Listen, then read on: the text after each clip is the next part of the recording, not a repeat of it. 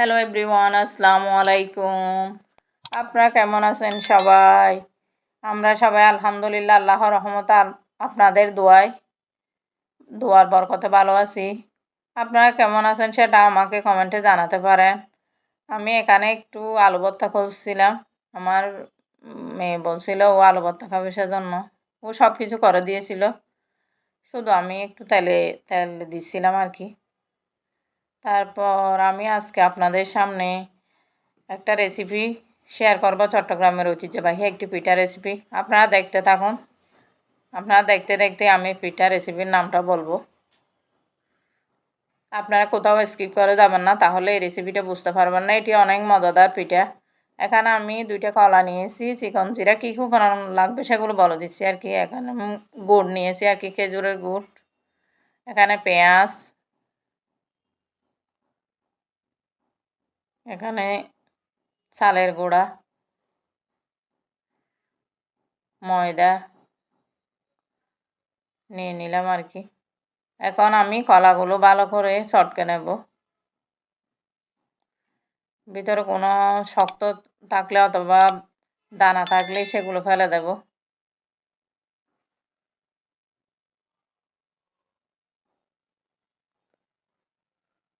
কলাগুলো ভালো করে চটকে একদম করে নিতে হবে। এখন আমি একটা ডিম দিয়ে দেব এখানে। ডিম দেব। তারপর এখানে আমি 3টা পেঁয়াজ নিয়ে নিয়েছি আর কি। অনেকে পেঁয়াজ ইউজ না করতে চাইলেও পারবেন। পেঁয়াজটা ইউজ করলে অনেক বেশি সুন্দর একটা ফ্লেভার আসে। লবণ দিয়ে দিলাম পরিমাণ মতো। আপনারা আপনাদের পরিমাণ মতো দিবেন আর কি। আপনার যতটুকু করবেন ঠিক ততটুকুর পরিমাণ মতো আর কি। এখানে আমি আধা চামচ সোডা দিয়ে দিয়েছি আর কি, বেকিং সোডা। আপনারা চাইলে বেকিং পাউডারটাও ইউজ করতে পারেন। এখানে আমি গোটা চিকন জিরা দিয়ে দিয়েছি।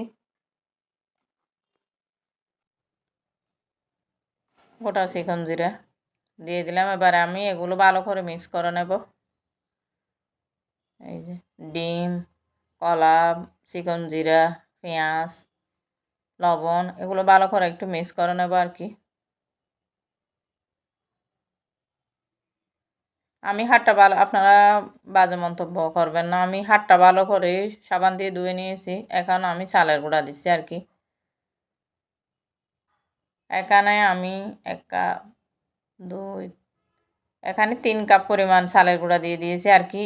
3 কাপ পরিমাণ চালের গুঁড়া। এরপর ময়দা দেব আর কি। 1, 2, 3, 4, এখানে 4 কাপ পরিমাণ। এখানে 3 কাপ চালের গুঁড়া, 4 কাপ আমি ময়দা দিয়ে দিয়েছি। ভালো করে এবার এগুলো মিশিয়ে নেব আর কি।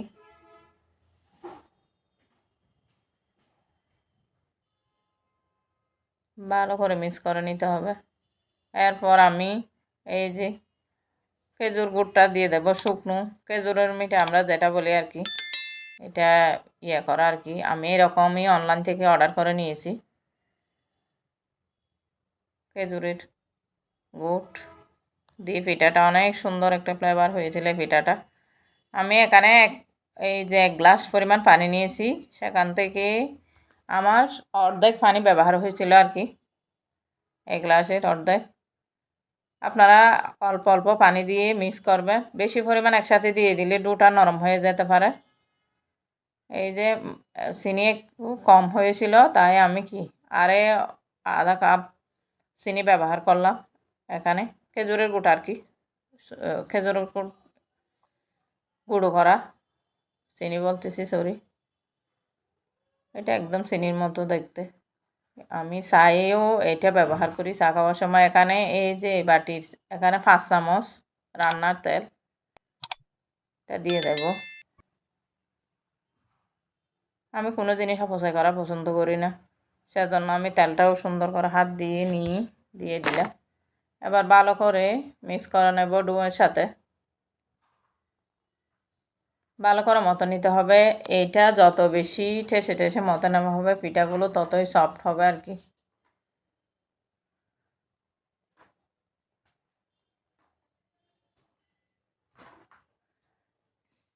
এগুলো হাত দেওয়া ছাড়া আর কিছু দিয়ে মতা যাবে না, হাত দিয়ে ভালো করে ঠেসে মজতে হবে। এই যে আমি ভালো করে ঠেসে ঠেসে মতে নিচ্ছি আর কি। আমি এটা প্রায় 10 মিনিট পর্যন্ত করে নিয়েছিলাম। এবার একটা ইয়ানি মানে আমার হাতের মধ্যে অনেক বেশি লেগে গিয়েছিল আর কি, সেগুলো আমি নিয়ে ওখানে ডোয়ের মধ্যে রেখে দেব। এটা একটা আটালো এরকম ডো হবে আর কি।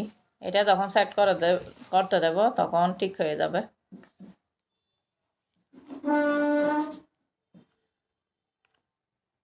এই যে আমি আপনাদেরকে পানিটার পরিমাণ সহ দেখিয়ে দিলাম।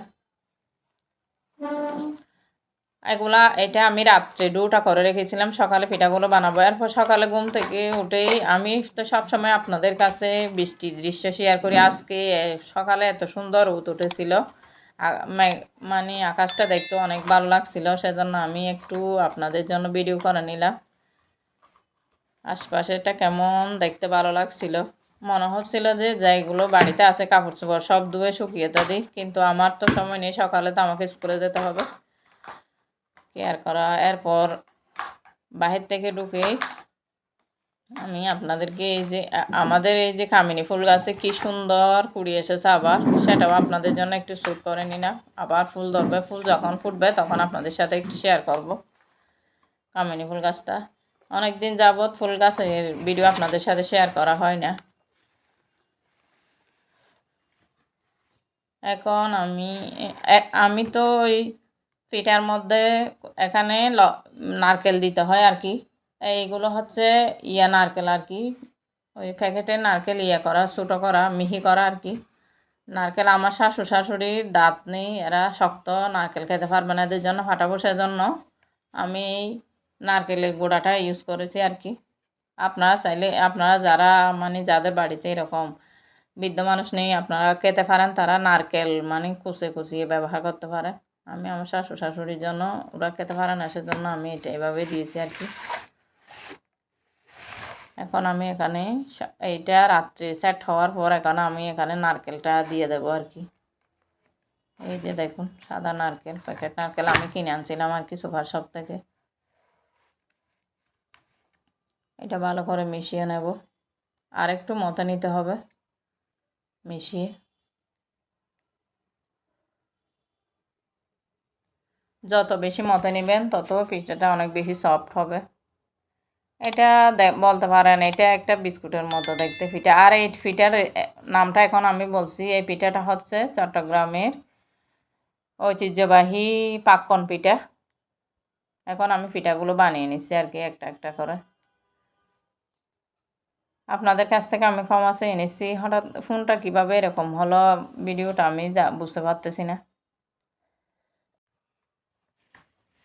এখানে আমি হাতের মধ্যে আগে এই যে ট্রাইটা নিয়েছি সেটার মধ্যে আমি ট্রাইটা নিয়েছি আর কি, সেটার মধ্যে আমি তেল লাগিয়ে নিয়েছি আর কি, ব্রাশ করে নিয়েছি যাতে পিঠাগুলো সহজেই উঠে যায়।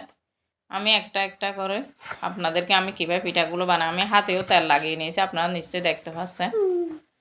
পিঠাগুলো সবগুলো বানিয়ে নেব, যেহেতু আমি একা, আমার বাচ্চারা তখনও ঘুমিয়ে আমি উঠে গেছি আর কি, আমি পিঠাগুলো বানাচ্ছি। আমার এই পিঠাগুলো বানাতে গিয়ে আমার ছোটোবেলার কথা মনে পড়ে গেল।